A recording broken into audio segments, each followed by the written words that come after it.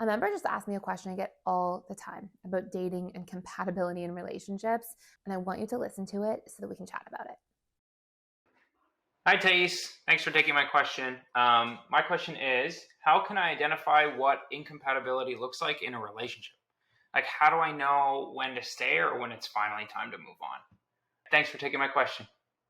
What a great question this is, because so many different individuals tend to struggle with this and not even realize that they're caught back and forth between maybe you're feeling dissatisfied or frustrated in a relationship, but not really knowing like how long should I stay? Will things get better? So here's one of the first things to note.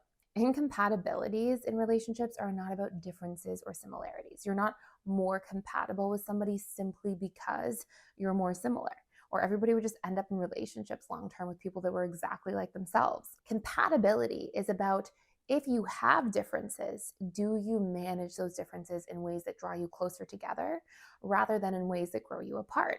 In fact, I would often say that most of the people I've seen in really long term relationships are often so different from their spouse or partner. But what they do is they know how to enrich themselves through those differences. So, for example, if one person in the relationship is much more serious and one person in the relationship is much more lighthearted, they may have a difference, but when they come together, that allows the lighthearted person to develop a sense of depth or seriousness at times and to really access that part of themselves.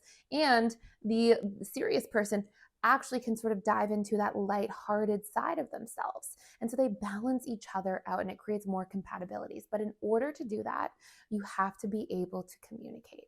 And if you can't communicate through differences and make space and time in an accepting way for one another's differences, that's where we're incompatible. And so think of incompatibility as being literally differences in relationships, but you don't know how to close the gap on those differences. So you just feel stuck, frustrated, and resentful over those things. And if you are in this particular space, I always advise set a deadline.